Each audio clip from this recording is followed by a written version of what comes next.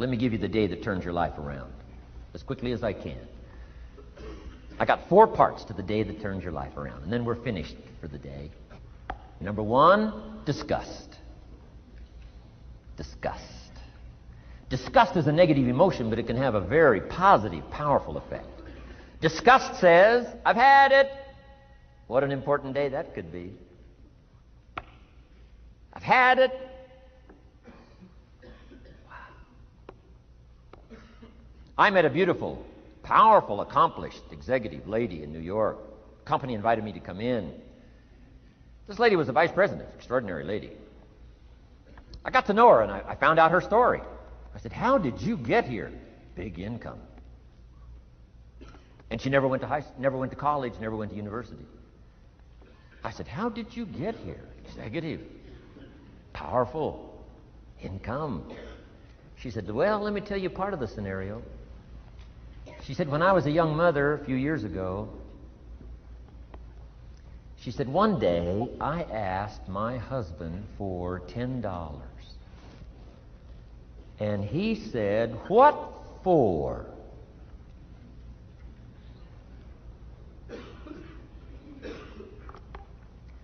She said, before that day was over, I decided I would never, ever ask again. She said, I started studying opportunity, found it, took the classes, put myself through the schools, did the scenario. Now I'm vice president. I make a lot of money. And she said, I kept my promise. I've never, ever had to ask again. It's called a life-changing day. The day you say, enough is enough. Now, if you can add an act to your disgust, it helps. A man takes a shotgun to his car, blows out every window, destroys every tire, puts 100 rounds in it, and says, I've driven this embarrassing thing for the last time. And then he saves it. He saves it. And later when somebody says, how did you become rich and powerful? He says, let me show you this car. One day I'd had it up to here, I blew it to smithereens. Enough is enough. Powerful. Here's the last 3. Next is decision. Decision making is a life-changing day. If you went home today and in the next few days cleaned up a list of decisions, it could furnish enough inspiration for the next 5 years, 10 years. What an inspiring day, the day you can bring yourself to decide. And here's the 3rd one, desire, wanting too bad enough. Who knows the mystery of that? We don't know.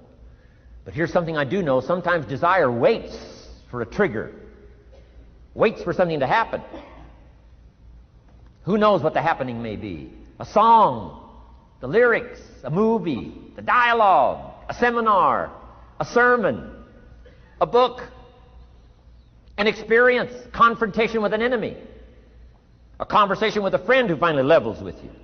Whatever the experience it is, it's so valuable. And here's my best advice. Welcome all experiences.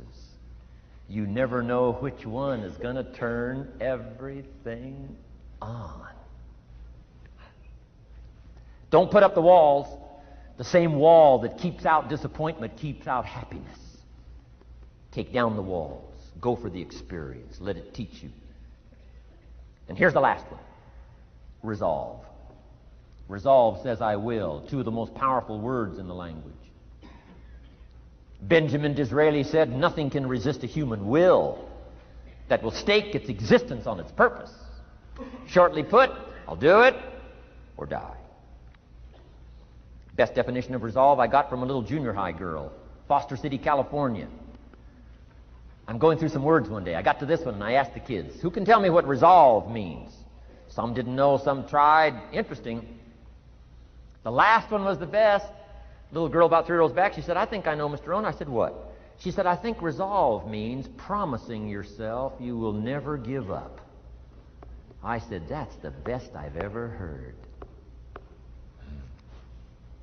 She's probably giving seminars somewhere today, right? I mean, that's the best I've heard. I asked the kids, how long should a baby try to learn how to walk?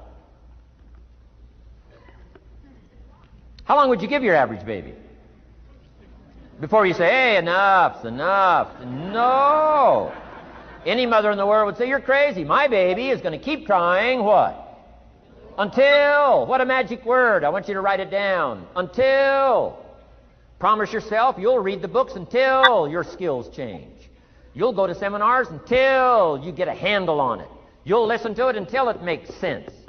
You'll go for it until you understand it. You'll practice it until you develop the skill. Never give up until, however long that is. Step by step, piece by piece, book by book, word by word, apple by apple. Walk around the block, walk around the block. Go for it. Don't miss the chance to grow, and resolve that you'll pay the price until you learn, change, grow, become. Then you'll discover some of life's best treasures when you pay the price. And my big purpose now is to keep my journey going. I just got back from Argentina last week, and next week I go to Venezuela. Toward the end of the month, back to Italy and Europe. A little later in the year, Asia, South Africa, and Australia, and who knows where else. So from my travels around the world, I just really dropped by to say hello and share some ideas. If you search, you will find. Finding is reserved for those that search.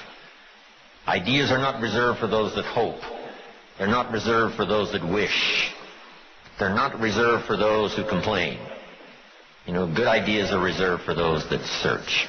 So the first thing I want to do is congratulate all of you for being here, continuing your search, spending the money and spending the time to come and spend a few days and see if you can't, through the accumulation of hours and speakers that we have during this weekend, go home with a harvest of good ideas for your business, for your life, for your marriage, for your friendships, for your economic future, and, you know, for all of the rest.